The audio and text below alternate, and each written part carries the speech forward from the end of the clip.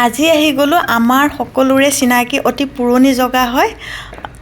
এই জগাটোত আমি ক'ব গ'লে আগতে বহুতবাৰ আহিছোঁ আৰু এতিয়া আকৌ আহিব লাগিব, কাৰণ ইয়াত এখন ক্লিনিক খোলা গৈছে আৰু ক্লিনিকখনৰ নাম হৈছে মেট এডভান্স ক্লিনিক। ওপৰত গুৰুদুৱাৰ, তলত ক্লিনিক, কি ধুনীয়া কথা।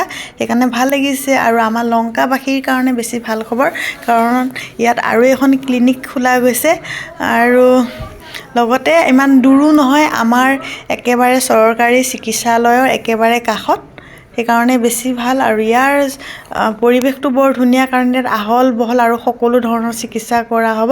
লগতে ৰুমবোৰো বৰ ধুনীয়া, ইয়াত আল্ট্ৰাচাউণ্ড, এক্সৰে, ব্লাড ৰিপৰ্ট সকলো পোৱা যাব ইয়াতে।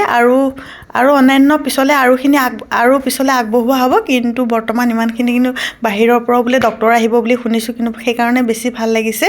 আৰু ৰুমবোৰ বৰ ধুনীয়া আহল বহল। ইয়াত কেইবাটাও ৰুম আছে, সেইকাৰণে বেছি ভাল লাগিছে চিকিৎসক আৰু ৰোগীসকলৰ কাৰণে। খুব ধুনীয়া আহল বহল ৰুমবোৰ। আৰু ইফালে কেক কাটা হৈ গ'ল, ক'ব গ'লে কেক কাটিছে আৰু আমি হস্পিটেলৰ ফাৰ্মাচীৰ সকলো ষ্টাফবোৰ আহিছোঁ। আমিও ইয়াত মিঠাই খাবলৈ আহিছোঁ, ক'ব গ'লে এইফালে আমাকো মিঠাই দিছে। আৰু এটা কথা, আমাৰ লংকাত আগতে প্ৰাইভেট চিকিৎসালয় নাছিলে, আমি দূৰৈত যাব লগা হৈছিলে, নগাঁও, হোজাই এনেকৈ আৰু দূৰত যাব লগা হৈছিলে। কিন্তু এতিয়া আমাৰ লংকাত এখন দুখনকৈ কেইবাখনো চিকিৎসালয় হৈছে, সেইকাৰণে বেছি ভাল খবৰ।